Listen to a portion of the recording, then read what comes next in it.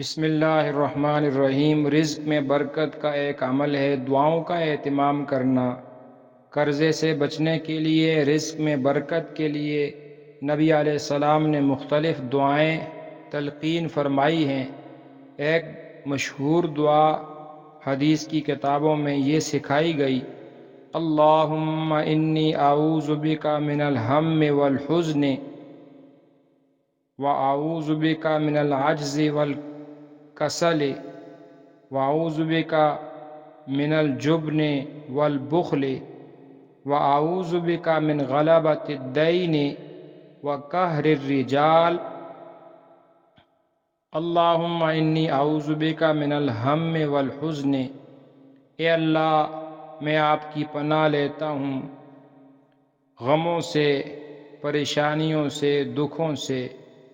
وَأَعُوذُ بِكَ مِنَ الْعَجْزِ وَالْكَسَلِ، اور اے اللہ میں عاجز ہونے سے، سستی سے آپ کی پناہ مانگتا ہوں۔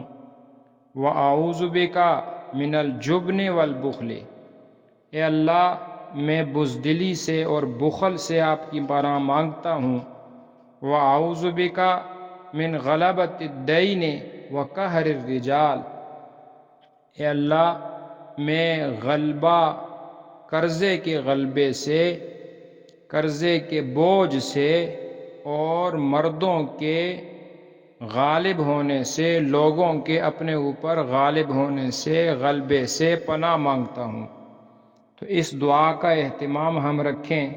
حدیث مبارکہ میں آتا ہے، اگر پہاڑ کے برابر بھی کسی کا پر قرض ہوگا تو اللہ تعالیٰ اس دعا کی برکت سے اس کا قرض دور فرما دیں گے اور اللہ تعالیٰ روزی میں برکتیں نصیب فرما دیں گے۔ ایک اور اللہ والے کا وظیفہ ہے کہ روزی میں برکت کے لیے اور معاشی تنگی دور کرنے کے لیے 2 رکعت آدمی نفل نماز پڑھے اور 2 رکعت نماز پڑھ کر 100 مرتبہ یہ وظیفہ پڑھے: یا ہادی یا رحیم، یا ہادی یا رحیم۔ بہت معمولی اور بہت ہی آسان وظیفہ ہے، بہت مختصر وظیفہ ہے، 5 منٹ کے اندر اندر یہ وظیفہ آدمی کر سکتا ہے۔